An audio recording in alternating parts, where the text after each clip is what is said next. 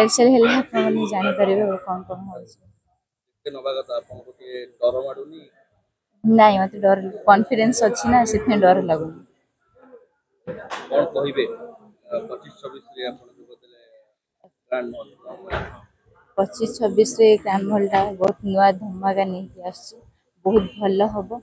ମୁଁ ସମସ୍ତଙ୍କୁ କହିବି କି ଯାତ୍ରା ଗ୍ରାଣ୍ଡ ମହଲକୁ ଆସି ଦେଖନ୍ତୁ, ଆଉ ନାଟକ କଣ ସବୁ ହେଇଛି ସବୁ ଜାଣନ୍ତୁ। ଷ୍ଟୋରି ଗୁଡାକ ବହୁତ ଭଲ ଭଲ ଅଛି, ଆସିକି ଦେଖନ୍ତୁ।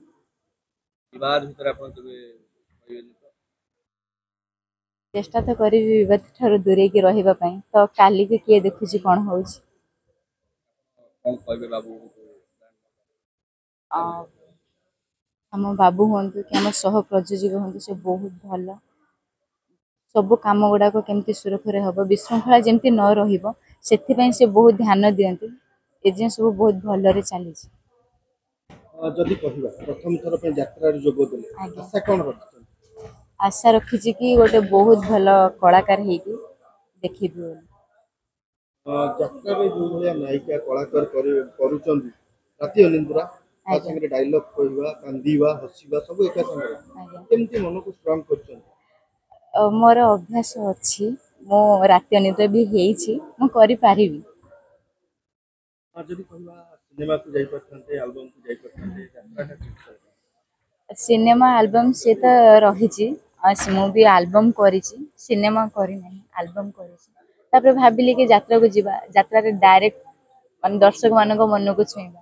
ଏମିତି ତ କ୍ୟାମେରା ପଛରେ ଆମେ, କିନ୍ତୁ ଯାତ୍ରାରେ ଡାଇରେକ୍ଟ, ସେଥିପାଇଁ କି ଭାବିଲି ଯାତ୍ରାକୁ ଚୁଜ୍ କଲି। କଳାକାର ହିସାବରେ ଯୋଉ ନବା କଥା ହିସାବରେ ଆପଣ ଯୋଉ କରିଛନ୍ତି ଗ୍ରାଣ୍ଡ ମହଲରେ, ଆପଣଙ୍କୁ ଟିକେ ଡର ଲାଗିଲାନି ଯେ ମୁଁ ଯାଇ ପ୍ରଥମେ ନାୟିକା ଭାବରେ ମାନେ ଚର୍ଚ୍ଚିତ ଚେହେରା ଜୟଜିତ ତାଙ୍କ ସପକ୍ଷରେ ବିପକ୍ଷରେ ଲଢ଼ିବେ, କେମିତି ଆପଣଙ୍କୁ ଲାଗିବ? ନାଇଁ ତ ବହୁତ ଖୁସି ଅଛି ମୁଁ, ଡର ନାହିଁ, କନଫିଡେନ୍ସ ଅଛି, ଭାବୁଛି ବହୁତ ଭଲ ହବ ବୋଲି। ଜୟଜିତ ସହିତ ଭଲ ଭାବରେ ଆକ୍ଟିଂ କରିପାରିବେ? ସେଟା ମୁଁ ତାଙ୍କ ସହିତ ମିଶିବି ନାହିଁ, କଥାବାର୍ତ୍ତା କରିନାହୁଁ, ତ ରିଲସେଲ ହେଲେ ଅଟୋମେଟିକ ହେଇଯିବ ସବୁ କିଛି ଠିକ ଠାକ। ଆପଣଙ୍କୁ ନେଗେଟିଭ କ୍ୟାରେକ୍ଟର ଭଲ ଲାଗେ ନା ପଜିଟିଭ କ୍ୟାରେକ୍ଟର? ମତେ ପଜିଟିଭ ଭଲ ଲାଗେ। ଦର୍ଶକ କଣ କହିବେ ଆପଣ? ଦର୍ଶକ ମାନଙ୍କୁ ମୁଁ କେବଳ ଏତିକି ହିଁ କହୁଛି, ଆପଣ ମାନେ ଆସନ୍ତୁ ଆମ ଗ୍ରାଣ୍ଡ ମହଲର ପରିବାରକୁ, ସମସ୍ତଙ୍କୁ ଆଶୀର୍ବାଦ ଦିଅନ୍ତୁ। ଆମ ଗ୍ରାଣ୍ଡ ମହଲକୁ ସବୁ ଯାତ୍ରା ଦେଖନ୍ତୁ, ସବୁ ବହି ବହୁତ ଭଲ ହେଇଛି, ଆସିକି ଦେଖନ୍ତୁ, ତାପରେ ଆପଣ ମାନେ ସମସ୍ତେ ଜାଣିପାରିବେ। ଆପଣ ବହୁତ ଦିନ ହେଲା ଆକ୍ଟିଂ କରୁଛନ୍ତି, ଆଜ୍ଞା। କିଛି ଗୋଟେ କାନ୍ଦ ମାନେ ଦୁଃଖ ଷ୍ଟୋରି ହଉ କିମ୍ବା ହସ ଷ୍ଟୋରି ହଉ, ଦର୍ଶକଙ୍କୁ ଦେଖେଇବେ। ଦର୍ଶକ କାହିଁ ଆପଣ ଯାତ୍ରା ଦେଖିବାକୁ ଆସିବେ? ଆପଣ ଜଣେ ମୁଖ୍ୟ ନାୟିକା, କିଛି କହିକି ଦେଖେଇବେ? ନିହାତି ମୋ ଜୀବନ ତ ଏଇଟା କେବେ ବି ସମ୍ଭବ ନୁହଁ, ମୋ ଜୀବନ ମତେ ଛାଡି କୁଆଡେ ବି ଯାଇପାରିବେନି। ହେ ଜୀବନ, ତମେ ପରା ସବୁବେଳେ କହୁଥିଲ ଆମେ ରହିବା ତ ଏକାଠି ରହିବା, ବଞ୍ଚିବା ଏକାଠି ବଞ୍ଚିବା, ହେଲେ ତମେ ମତେ ଛାଡି ଏତେ ଦୂରକୁ ଚାଲିଗଲ, ମୁଁ ଚାହିଁଲେ ବି ତମ ପାଖକୁ ଫେରି ପାରିବିନି।